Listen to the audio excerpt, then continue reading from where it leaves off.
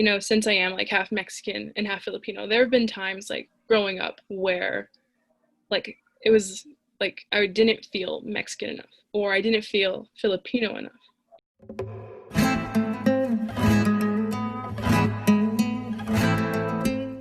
Hi everyone, welcome back to SOMOS. I'm Esmeralda, the senior editor, and today we wanted to get together to tell you guys a little bit more about ourselves, what we're about, and just get to know us a little bit more. So I'll let everyone introduce themselves. Hi everyone, I'm Delilah. Hi everyone, I'm Cynthia. Hi, I'm Vanessa.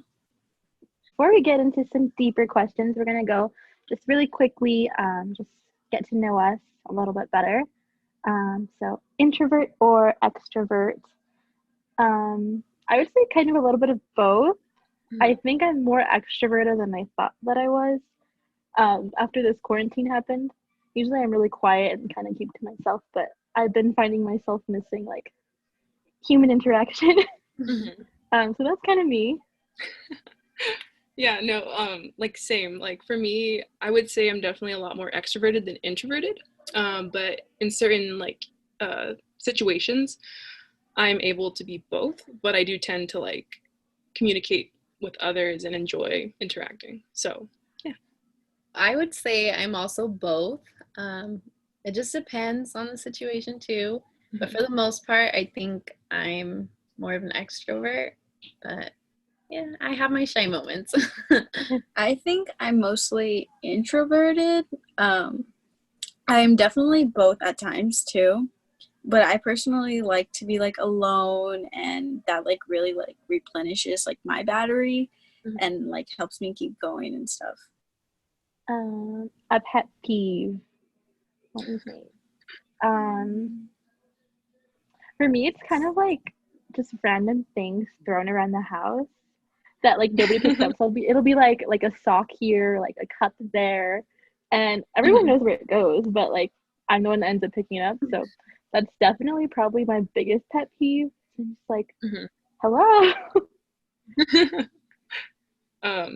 For me, like my top two, I'm gonna say my top two, but like it's like when like people interrupt me, like talking over me. I don't like that. And then also something for me would have to be like when people like invade my space. Like for instance, like a scenario would be like if I'm at Disneyland and if like I'm in line and I feel someone's getting a bit too close or like rubbing on me a bit. You know what I mean? Like I just get it gets me. I'm like, oh my god, they're touching me. Yes. Okay, my pet peeve would be when I feel like I'm being ignored. If I'm texting someone and we're making plans and I'm like, okay, we're gonna do this and this and this, and they're just ignoring me for like hours, and I'm like, oh my god. But I think that one's mine. My pet peeve, I don't know, it's kind of hard. I probably hate when people like chew too loud. Like I hate like too many mouth sounds. I don't know if that's like weird, but like even if you're like listening to a video or something and then they're like having too many mouth sounds, it's just weird for me. So you are not a fan of ASMR, right? No. All those crunchy noises. I can't do it. I can't do it. Okay, so quarantine, how has it been for you guys? For me, it's been pretty interesting. It's been what, like 7 months now? Since March? About 7 months. I'm pretty sure the only way that I'm sane is because I go to work. So I work in a nursing home too, so that's been pretty interesting just to see like all the precautions that we have to take and like the whole no visitor policy, just employees are allowed, and just like really frequent temperature checks and all these things. So that's been pretty interesting. I'm pretty sure I would go crazy without going to work. And then like on another side, I have saved so much money. I don't think I ever really realized how much money I spent like pre-COVID. Like it was just like things like going out or we're going bowling or to a movie or like to dinner or something, and everything just adds up. So I've definitely saved a lot of money. So that's been, I guess, kind of the bright side of it. But it's been interesting. So I have a question. How are like the people that live in like where you work, like how are they dealing with it? Are they sad? Do you notice that they're like more depressed since their family isn't visiting? Or... It's been kind of a mix of both. So we've noticed a lot of more like I guess sadness on like the residents who are like they live there, the long-term residents, just because they're used to being their families are used to being able to go in like every weekend, and they're used to playing bingo, and they're used to like being in the dining room and having their meals together and just being around each other. And then since this happened, it's been like no dining together, no activities, no family visiting. So definitely for them, I feel like, especially all these months have gone by. I believe it was like mid-March this all happened. So all these months have gone by, and um, it's definitely been really sad to see them because you can tell. So they're able to come out of their rooms, and we have a lobby where like a lot of them hang out. Um, and then they talk there, but it's not the same as before everything happened. That's crazy because like for me, like my family, like being with them played like a major part in like me in my sanity and like in your mood too, probably. And like I'm fortunate enough to like be able to like be in my home with them, like they're all here, so like not having to see like your family for so long, I can only imagine like how that feels. It puts a lot of I guess responsibility on the staff there. Yeah. Just to literally anything that we can do to make someone's day a little bit better, even if it's like a cold Coke or something, or a bag of chips, or like a joke that you're telling them, it really makes a difference just in their day. So I've learned a lot about kind of like brightening someone's day. That's been it's like kind of my mission. Yeah, like the little thing. Yeah, exactly. So what about you, Delilah? What have you been up to this quarantine? I mean, I've been just trying to stay busy. I've been taking care of stuff, spending time with my family. Oh, I've been cooking a lot, honestly. I've been like and baking a lot, trying different recipes that like I would have never had time otherwise. I love to bake, so like I love baking. So we've been doing like all the desserts here.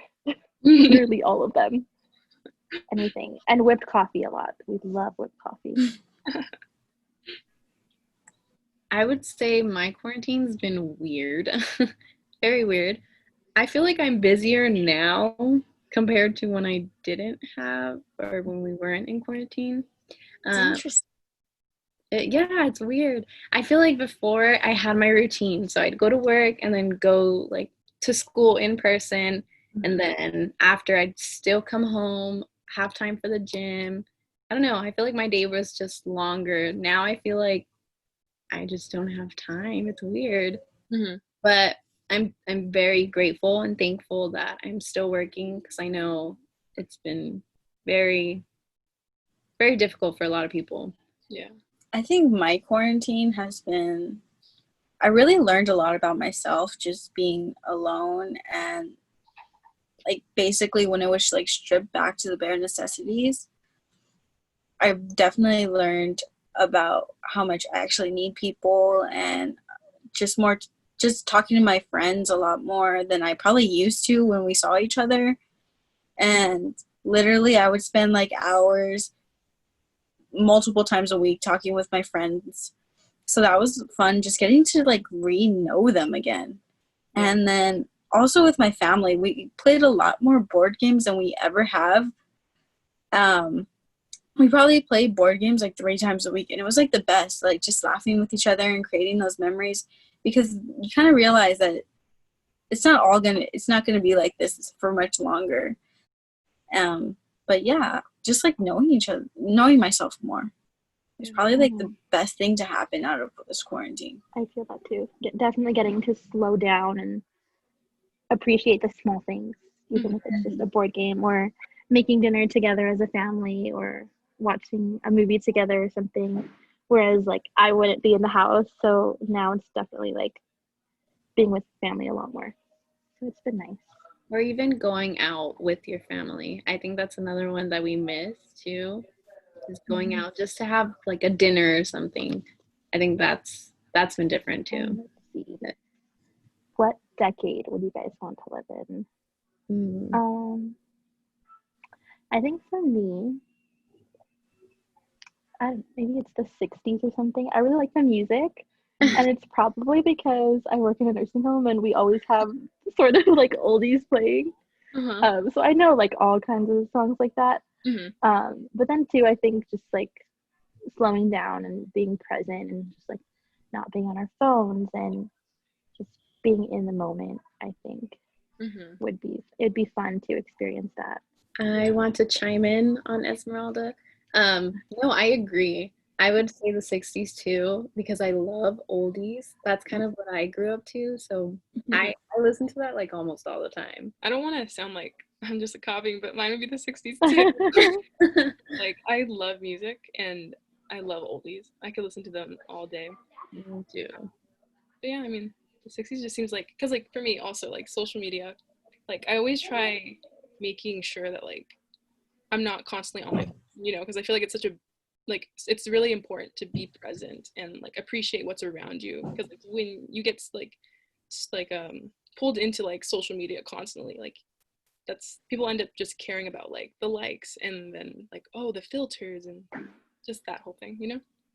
And then going back to pet peeves, I would say that's one of my biggest pet peeves when I go out with someone and they're on their phone. Oh, That the worst.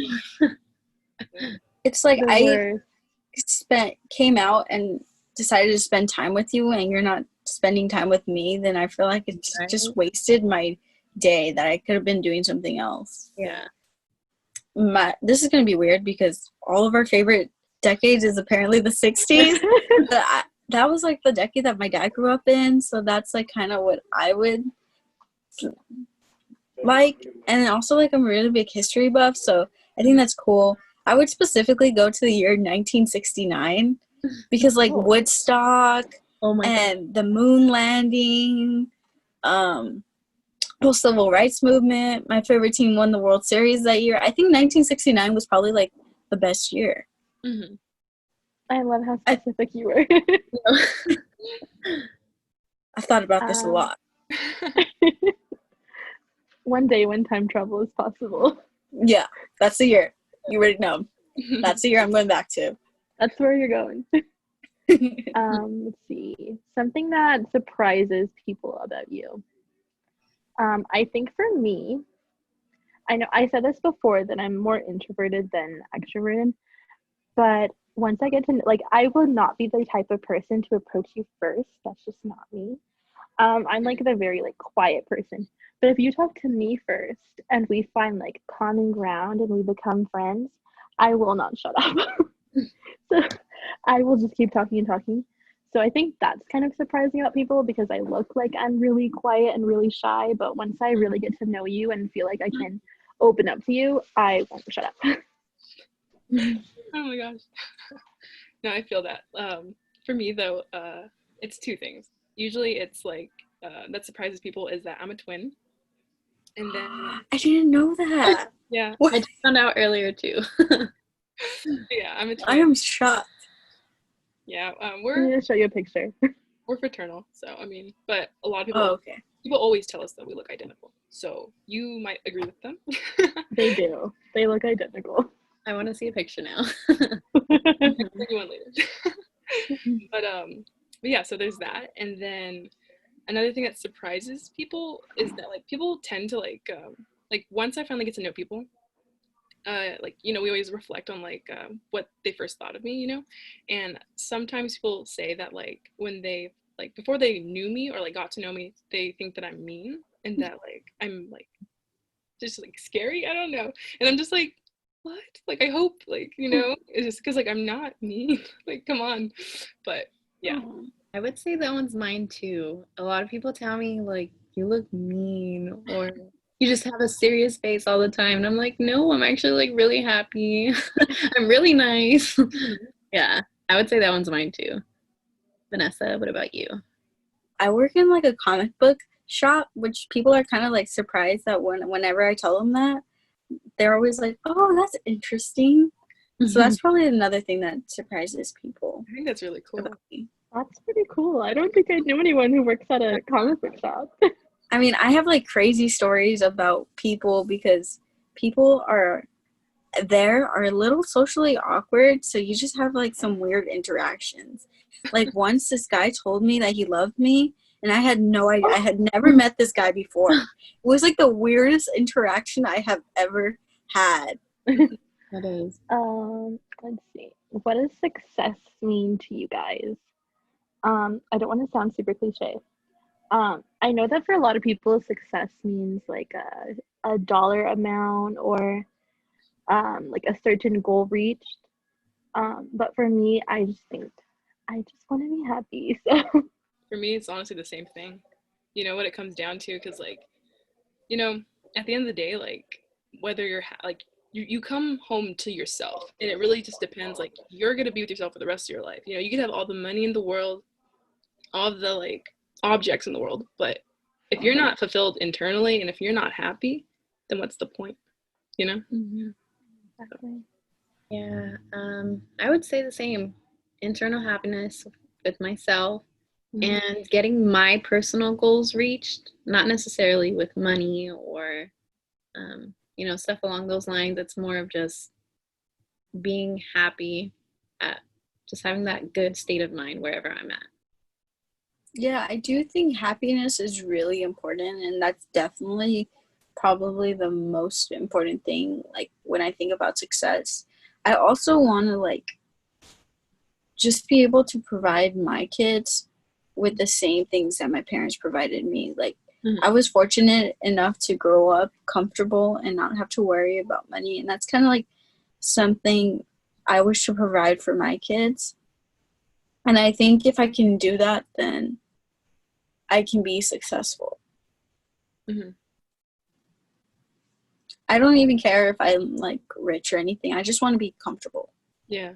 Having stability, I would say. Yeah, that's another one too.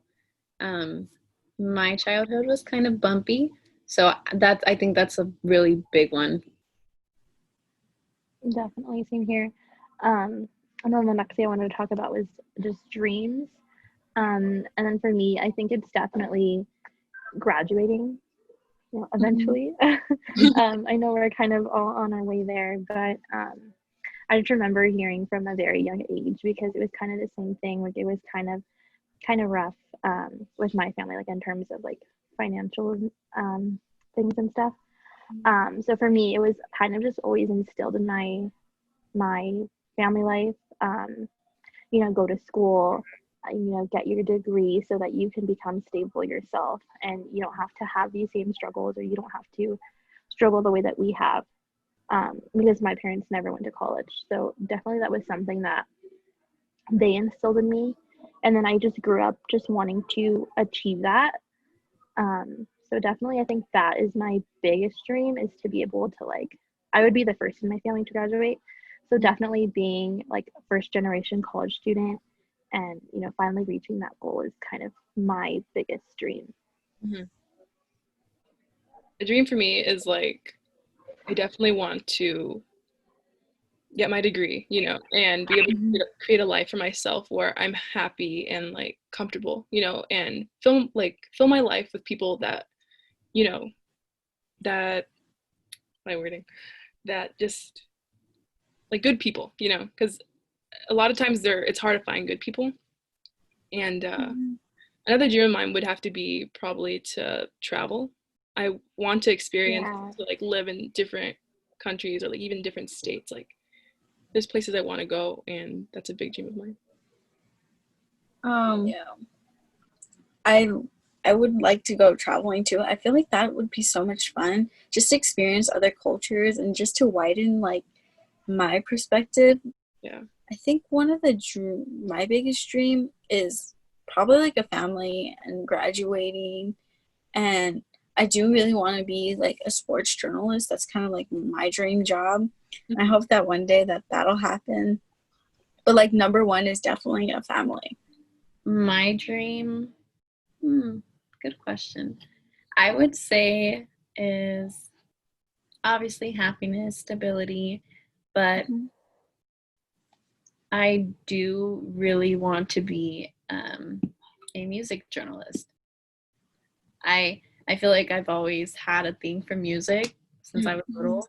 I would go to sleep with music all the time. So I feel like that's something that I'm very passionate about.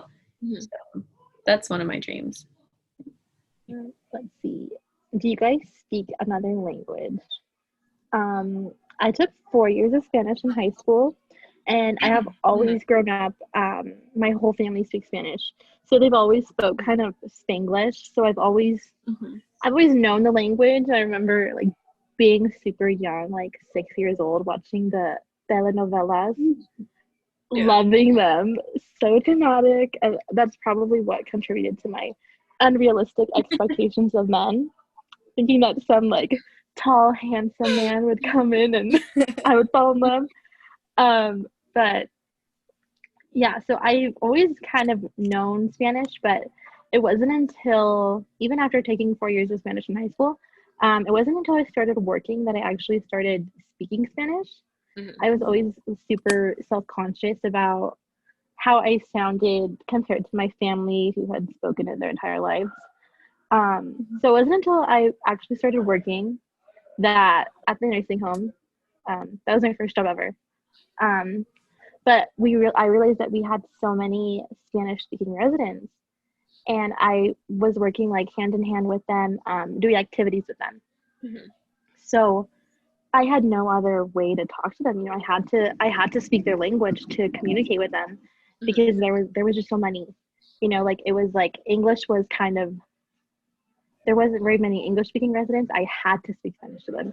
So it was kind of through that I really practiced my Spanish, and I feel like I'm a lot better at it now, and I can, you know, I'm fluent, you know, I can hold a conversation and not feel self-conscious about the way that I sound. So yes, I do speak Spanish. So I don't speak any other language. I only speak English. So like for me, like I'm half Mexican, half Filipino, and so like it was that question growing up, like because my mom she speaks Spanish, she grew up speaking it and everything like that, and it was like that question, like do I teach them, do I not teach them? Because like my dad, he's Filipino, and so like, I ended up not learning. You know, it happened that way. But I envy everyone who can speak Spanish. And I mean, I took Spanish in high school and everything, and I love Spanish. I mean, I listen to Spanish music all the time, even though I don't understand it. I love it, you know. But it is a goal of mine. That's also a goal of mine to, you know, be able to speak it fluently. So yeah. So I speak, let's say, 2.5 languages. So Oh. my first language was Spanish. I was very fluent. I think until recently is when I'm starting to trickle my words now. I can still fully understand. I can read. Writing is a little difficult. Speaking, I could still hold a conversation for the most part. It's just a few words that I get confused on. But yes, I speak Spanish, English, and then I took 4 years of French in high school. 4 years. Cool. Yeah. So it was very interesting only because Spanish and French were actually very similar. So it was cool. That's awesome. Yeah. So I kind of experienced the same thing as Delilah. My dad is American. He's Puerto Rican, but he grew up here in New York, and my mom's from Mexico. So they kind of like struggled. Should we teach them Spanish? And I think the answer to that is always yes. Just teach them, because in the future, it's a skill, something that they can use. They didn't really teach me that much. Like, I understand it fully. I don't speak it that well. Like, I definitely have an accent, but I think with more practice, I can definitely get better with that. And like, as Moralza said, like when I went to work, that's when I started to realize how much I actually need Spanish, because I work in a hotel too, and it's like a lot of like the housekeepers speak Spanish, and a lot of people that come in speak Spanish, and it's like I wish I can speak it better so that way I can communicate better with them. So I guess I speak Spanglish is the best way to put it. That's funny. How do you guys feel that your culture has kind of shaped how you are? For me, I think I have like a very big loud Mexican family who speaks their minds and they don't care if you like it or if you don't like it. Um, so definitely, I think, you know, there's been so many, just a lot of fun memories that we've made together. Um, and so definitely, I think that's something that I want in the future. You know, like I want this big family. I want us all to get together every weekend for family barbecues, and I want that closeness because I know a lot of people that they aren't close with their like extended families and stuff. So for me, I think from a very young age, it was kind of instilled to us that, you know, family is the most important thing, and you're always going to have your family and they're always going to have your back. Yeah. So I think that definitely has attributed to like who I am and what I want for my life. So definitely just this feeling of closeness and like understanding one another and things like that. That's pretty much, I think, what has shaped me the most. Yeah, like in my family, like we're super close. Like my family's my everything, and that's always been instilled in like in me and my sisters, like my siblings, that like to always like be there for one another, and like we always have each other's back. You know, there's always someone there for you. And I mean, for me, like my culture has like it's played a major role in you know, who I am today. You know, since I am like half Mexican and half Filipino, there have been times like growing up where like it was like I didn't feel Mexican enough or I didn't feel Filipino. And, you know, like but with time and like growing into like who I am and really embracing like my culture, like both my cultures. You know, I've learned to like I've always loved my cultures, you know, but like it's given me like where I am now. I've been able to take the initiative and like understanding like and learning more about both of them. So I would say it definitely shaped me. My culture, I guess, shaped me. Family is very important. That's something that I've been raised, I guess, is, you know, family first, definitely. Another one would be religion. You know, when I was young, going to church was kind of a thing. Now I would say I've kind of steered away from that. I still definitely follow the religion, I guess, but that would also be another one. But yeah, I'd say definitely family. My siblings are my number one priority, but as well as being close to my external family as well too. I think family is probably the biggest one for my growing up and how it shaped me, because I remember like we used to go to Disneyland together and have vacations together with like my whole entire extended family. That my mom had like 6 siblings, so we have like a huge extended family, and just joking around, and literally my cousins are my best friends and I love hanging out with them. I am Mexican Puerto Rican, but I definitely grew up way more Mexican because my mom was Mexican, and my dad, a lot of his family's on the East Coast, and he's not really into Puerto Rican culture that much like some of his siblings are. The next question, one of our favorite memories. For me, I grew up a lot with my dad's side. So my nana, which is what we've always called my grandma on my dad's side. So my nana, she loves cooking, baking. She's a very like traditional Mexican lady. You know, she always made super traditional dishes, and I think definitely my favorite memories were her teaching me like to cook and to do things the way that she did them. Like she taught me how to make rice and like sopita and just everything that she made. She taught me to do that. So I always kind of go back to that. And then I remember just this one specific year. I don't know how old I was. I was maybe like 8 or 9, but we do tamales every year.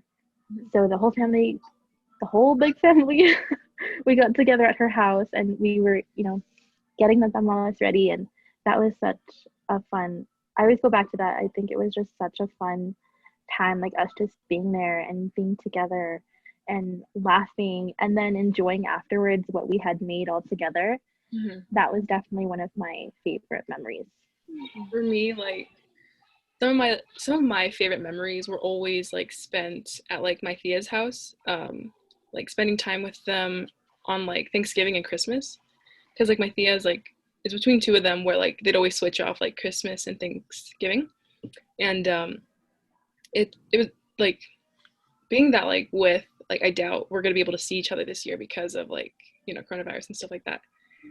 It's upsetting because like in those times when I'm able to see my cousins and my everyone, we always play like card games and always catch up with one another and like ask how like we're doing, and it's just like the holidays are like very special to me because like I'm able to see everyone, and yeah, so just like memories having to do with like Thanksgiving and Christmas. I would say my favorite memories growing up is, well, one of them is definitely being around my grandma, only because I feel like that's where I really learned my culture more. She taught me how to cook or how to pray at night, which I think is really cool. She was just always this positive person, very patient with everyone.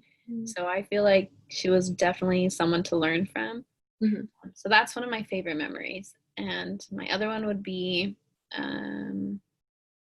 I think, family gatherings, just with my grandma, my other grandma, and all my cousins and stuff. And we'd just all play kickball outside or do random stuff, even though we'd fight, but it was still fun. But yeah. My favorite family memory is, again, just hanging out with my cousins.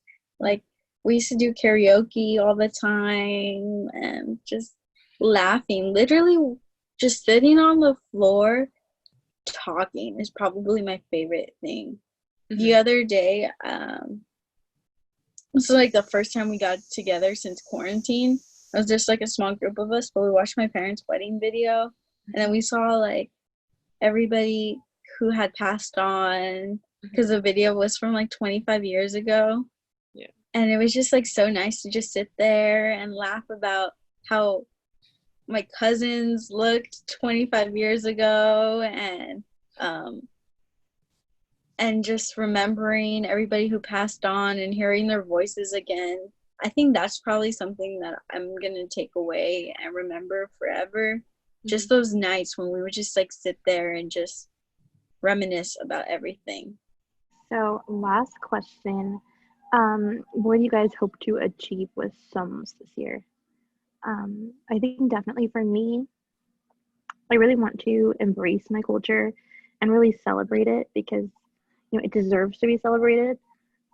When I was younger, I definitely think that I shied away from it, or I shied away from, telling people like, oh, I'm Mexican, because I didn't want to be different, or I didn't want to look different in the eyes of other people.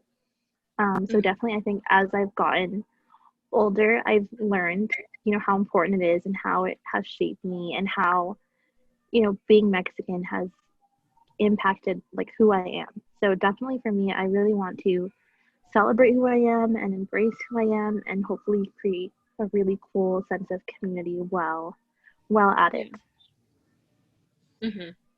Yeah, I agree. I mean, creating like a community is very important to me as well, and then also being able to like create like a strong relationship with the three of you, because like you guys are all so different, and it's so beautiful to like see like inside your guys' lives and how you guys do like what you do, honestly. And also for me, like I absolutely love both my cultures completely, and through SOMOS I want to be able to share my culture, and not only share it but like learn more about it, because there's always more to learn. What I hope is to be more in tune with myself and my culture. I would say embrace it as well, and just to be a part of the community, I guess.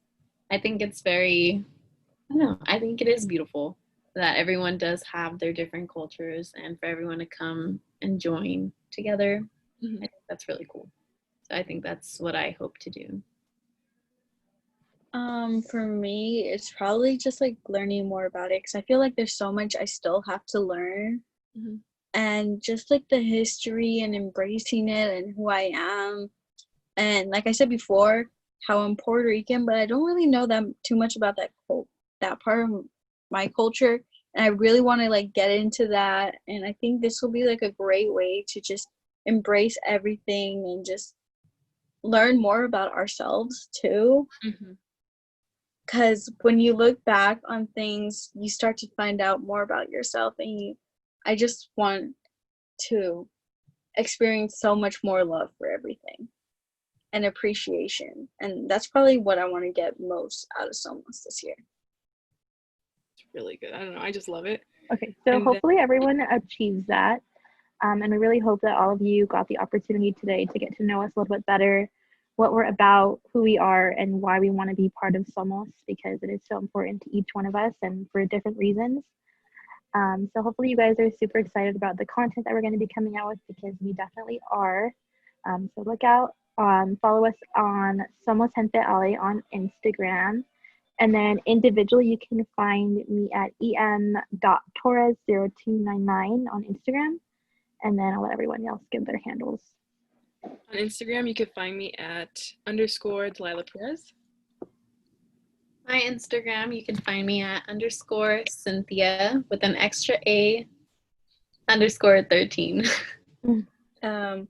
My Instagram is Vanessa _C Feliciano Vanessa _C _Feliciano. Okay, so yeah, thank you guys so much for watching and hanging out with us today.